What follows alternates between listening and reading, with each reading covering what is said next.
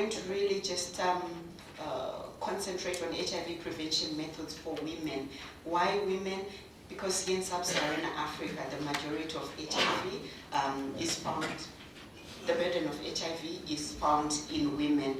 And we know that we're working towards ending the epidemic towards 2030. And to date, we've made significant progress. We all know that. But the progress is too low. A speaker last week, the week before last week, at SA AIDS said there's no time for complacency. So the progress is too slow. We need to garner up our HIV prevention methods in order for us to reach less than 200,000 new infections by 2030. And how can we do that?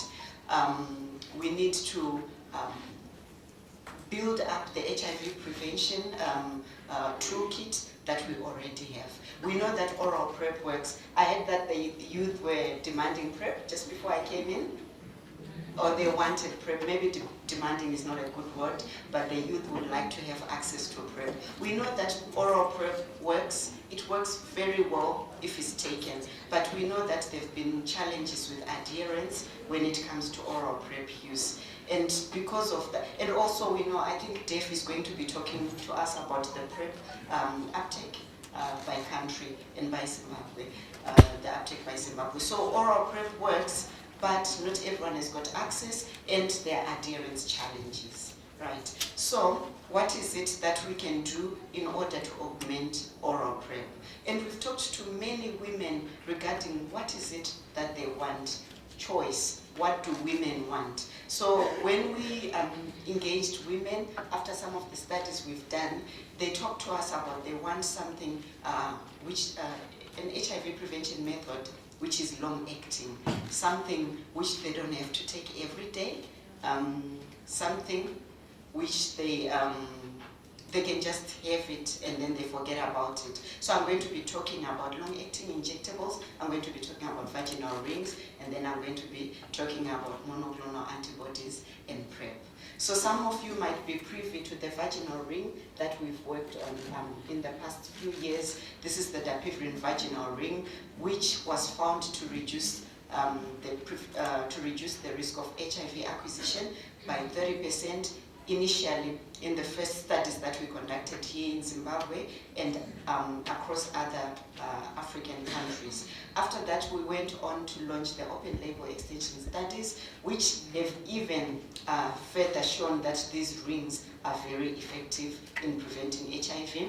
Recently released results from DREAM program have shown that the ring is 63% effective in reducing HIV.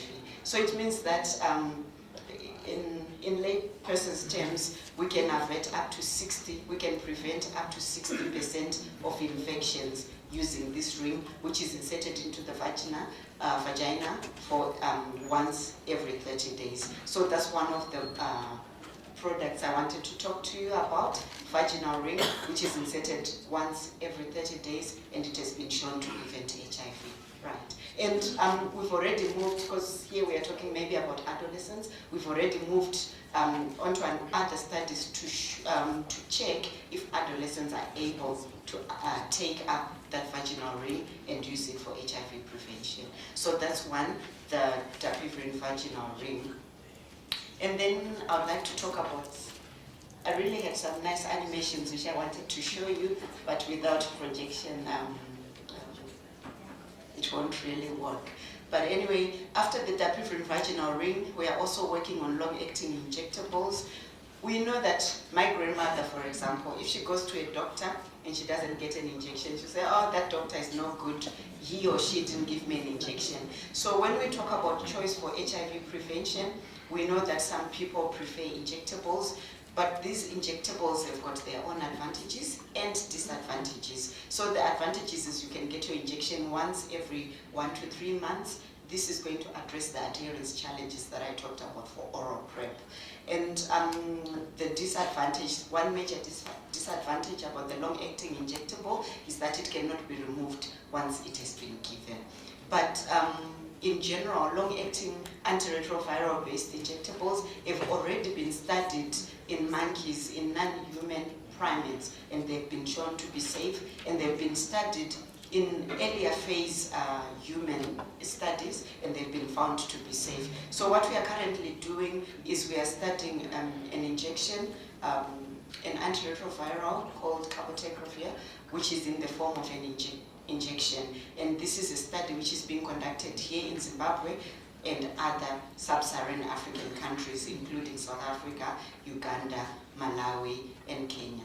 And we are, what we want to do is to assess or to check whether cabotegravir, which is in the form of an injection, is it superior, is it better in terms of preventing HIV when compared to oral Truvada. So that's what we're wanting to do. We know that oral Truvada works, oral PrEP works, but we want to see, is this injectable antiretroviral, is it superior, does it perform better in terms of preventing HIV? So we are enrolling 3,200 women across several sub-Saharan African countries, and Zimbabwe is one of the major contributors to this study. We are going to be enrolling 1,000 women out of the 3,000.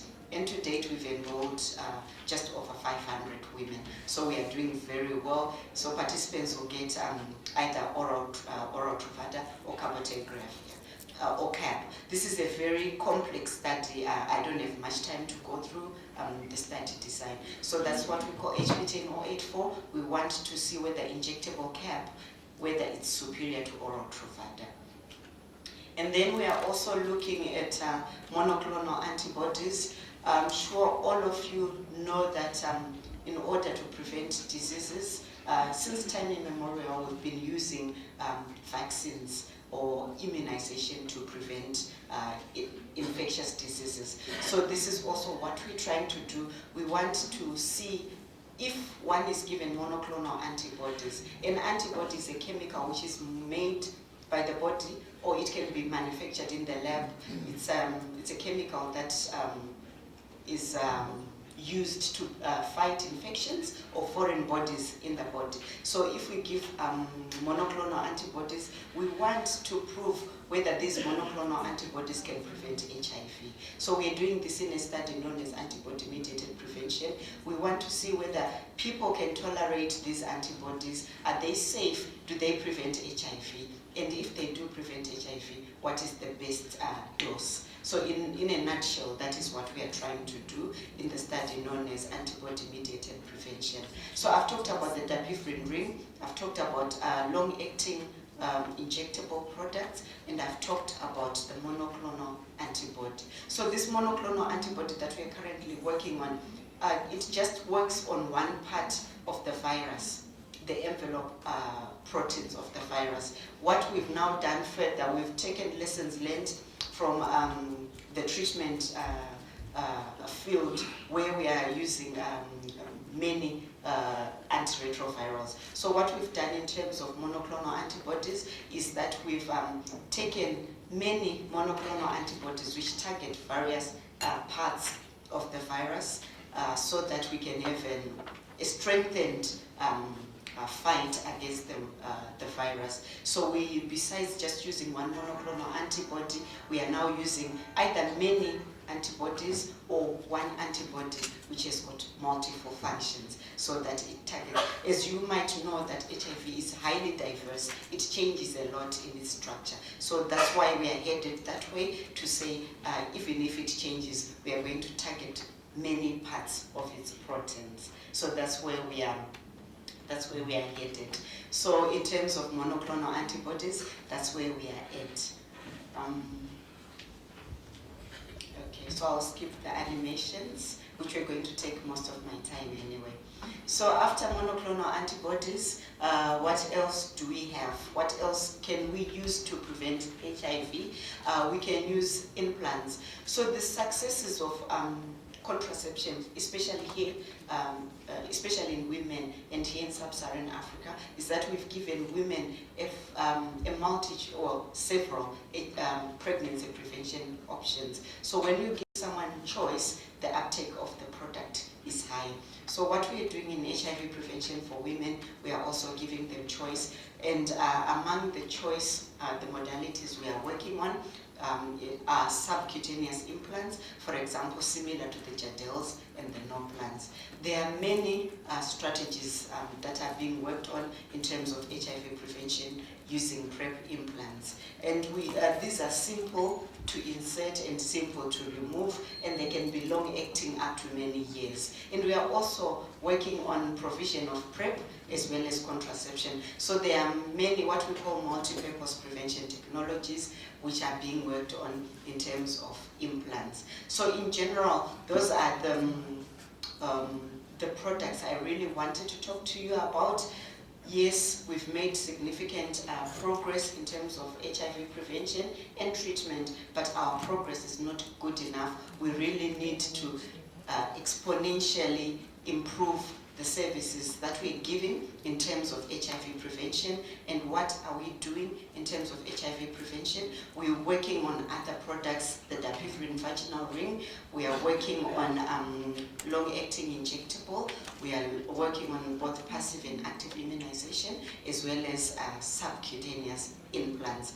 And another big modality that we are working on in terms of HIV prevention is the vaccine, HIV vaccine, but because of time constraints, I won't be able to touch on the HIV prevention, HIV vaccine for prevention. So in summary, what I can tell you is that we are, as a country, we are contributing to the global improvement or the global strengthening of the HIV prevention package, and we are contributing with the work that we are doing here in Zimbabwe in women, adolescent girls and young women, as well as other key populations, looking at those 4 modalities that I've talked about. So I hope that during the panel discussion, our technical glitches would have been solved, and then I can really show you the animations that I wanted so that you can really understand what it is that I'm talking about. But for now, I think we'll proceed with the panel discussion,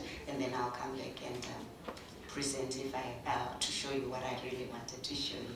Thank you.